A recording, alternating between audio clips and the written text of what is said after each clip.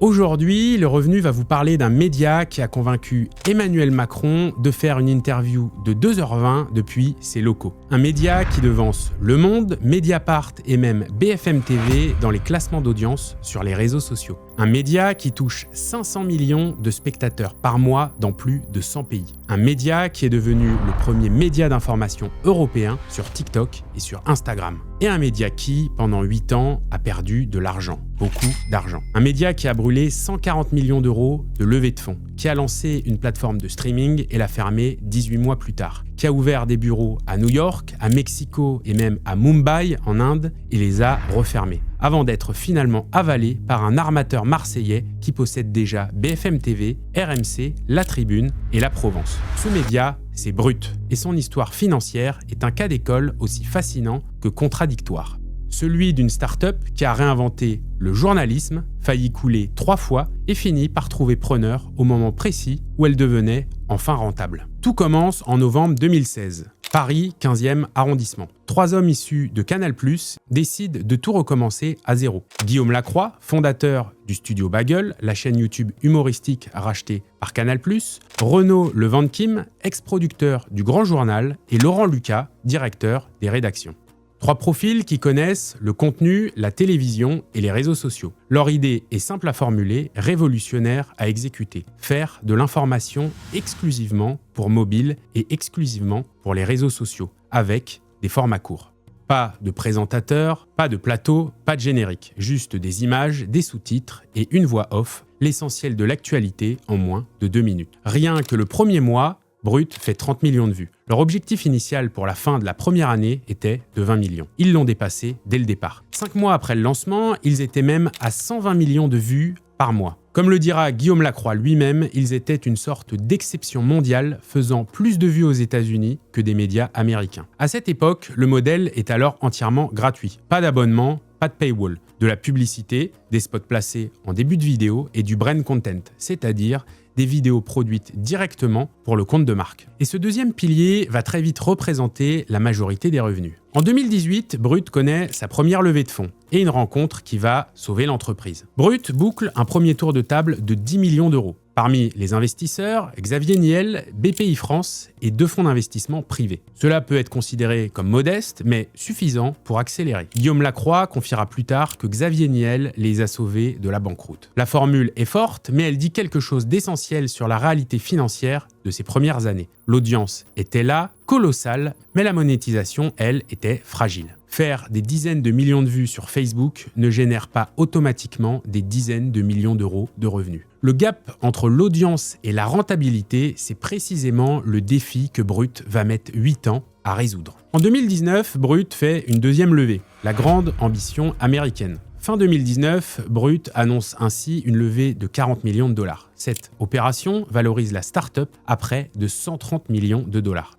L'objectif affiché, conquérir les États-Unis, ouvrir des bureaux à New York, produire du contenu en anglais, bref, devenir le BuzzFeed de l'information sérieuse. Sur le papier, l'ambition est légitime. Brut fait déjà plus de vues aux États-Unis que certains médias locaux. La demande existe donc, mais la réalité économique du marché américain est différente. En effet, les annonceurs sont plus exigeants, les coûts de production plus élevés et la concurrence, comme Vice, Nowzis, Vox, est déjà bien installée. En 2021, 3e levée pour Brut. Et c'est là que le média commet une grande erreur stratégique. En juin 2021, Brut lève 63 millions d'euros, la plus grosse levée de son histoire. De nouveaux investisseurs prestigieux entrent au capital. James Murdoch via son fonds d'investissement Lupa System, François-Henri Pinault via Artemis, Tikeo Capital et Orange Venture. Le tour de table est spectaculaire. Le fils de Rupert Murdoch, le patron de Kering, bref, des poids lourds du capitalisme français et international.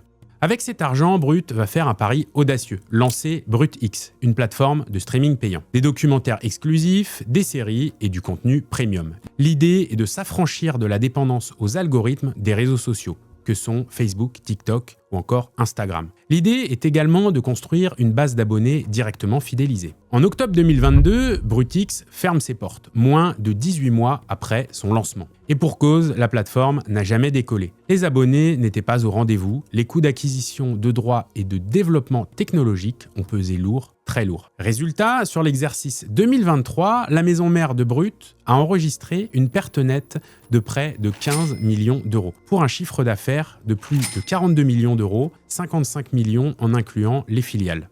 Bref, Brutix a coûté cher. Très cher. Et pendant ce temps, les marchés se sont retournés. Les taux ont monté, les investisseurs sont devenus plus frileux et Brut a dû licencier aux États-Unis, fermer son bureau au Mexique et restructurer.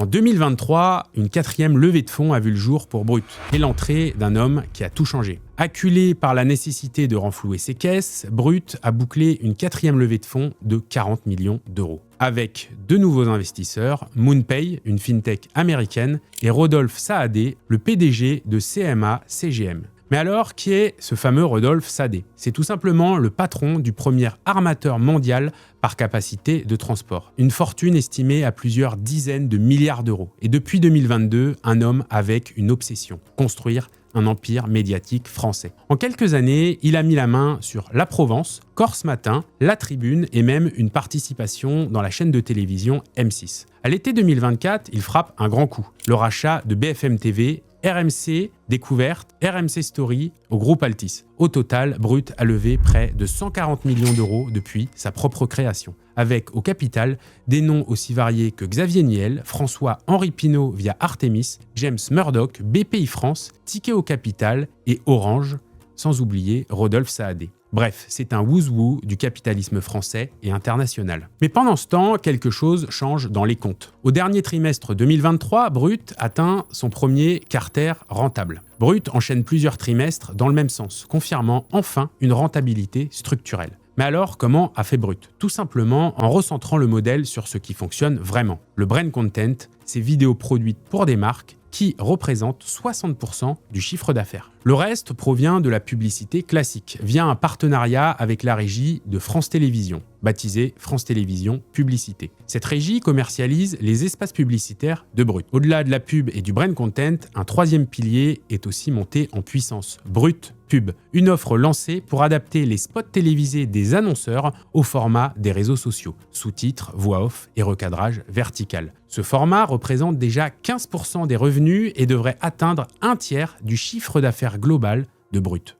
Le chiffre d'affaires total du média a ainsi doublé, avec une prévision de croissance de 50 à 60% en 2024 par rapport à 2023. Des sources proches du dossier placent le chiffre d'affaires de Brut entre 50 et 100 millions d'euros, un chiffre d'affaires comparable à celui d'une grosse chaîne d'information de la TNT, la télévision nationale terrestre. Et c'est précisément là, au moment où les comptes se redressent, que l'armateur a frappé. Le 4 juillet 2025, CMA Média annonce entrer en négociation exclusive pour acquérir le Média Brut. La filiale média de CMA CGM était déjà actionnaire depuis 2 ans. Mais le 12 septembre 2025, le rachat est officialisé. Guillaume Lacroix quitte la présidence et CMA Média prend les commandes. Le prix de l'acquisition, lui, n'a pas été rendu public, mais le timing dit beaucoup. Rodolphe Saadé a attendu que Brut soit rentable, ou en tout cas sur la trajectoire de la rentabilité, pour passer de minoritaire à propriétaire. C'est une logique d'investisseur discipliné.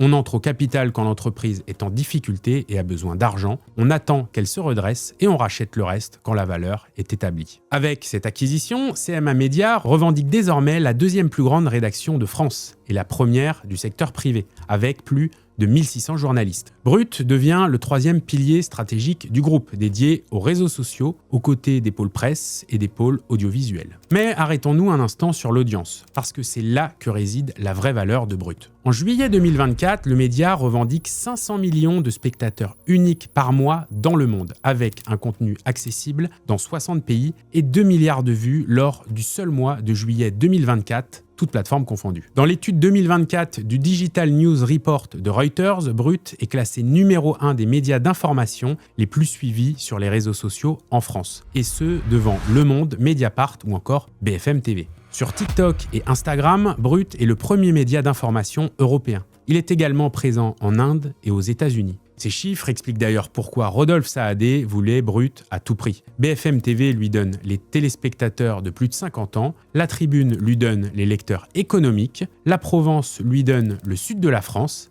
et Brut lui donne quelque chose qu'aucun des autres n'avait et ne pouvait lui offrir, les 18-35 ans. Une génération qui ne regarde plus la télévision, mais une génération qui s'informe sur TikTok, celle que tous les annonceurs cherchent à atteindre et que personne dans le paysage médiatique traditionnel n'arrivait à toucher. Alors, que retenir de l'épopée financière de Brut? La première leçon, l'audience sans monétisation n'est pas un business. Pendant des années, Brut a été un phénomène d'audience sans être une entreprise rentable. 2 milliards de vues par mois, c'est spectaculaire, mais si chaque vue ne génère que quelques fractions de centimes en publicité et si leurs coûts de production sont élevés, la marge est inexistante. La viralité n'est pas un modèle économique. Deuxième leçon, le brand content est la vraie vache à lait des médias sociaux. Ce ne sont pas les publicités classiques qui ont sauvé Brut, c'est la capacité à produire du contenu sur mesure pour des marques en utilisant les mêmes codes éditoriaux qui rendent le média crédible. En 2024, ce seul pilier représentait 40% du chiffre d'affaires. Et le nouveau pilier publicitaire, l'adaptation de spots TV pour les réseaux, est en train de devenir aussi important. La troisième leçon, le streaming, c'est difficile. Brutix était une belle idée, mais se lancer contre Netflix, Disney+, ou Amazon Prime avec un budget de quelques dizaines de millions d'euros dans un marché déjà hyper saturé, c'était un pari très risqué, voire trop risqué. La fermeture de Brutix est directement à l'origine des 15 millions de pertes enregistrées sur l'exercice 2023. Une leçon que beaucoup de médias ont payée au prix fort. Enfin, la quatrième leçon, peut-être la plus importante pour les investisseurs et vous qui nous regardez, dans les médias comme ailleurs, les grandes fortunes achètent quand les autres vendent. Rodolphe Saadé a finalisé le rachat de Brut au moment précis où le modèle économique se stabilisait après des années de pertes. Il est entré au capital en 2023 quand Brut avait besoin d'argent. Il a racheté le reste en 2025 quand Brut était enfin rentable. C'est la mécanique classique du capital investissement appliqué aux médias. Si cette plongée dans l'univers économique du média Brut et de son business model vous a plu, abonnez-vous à la chaîne du revenu et n'oubliez pas d'activer la cloche pour ne manquer aucune de nos notifications.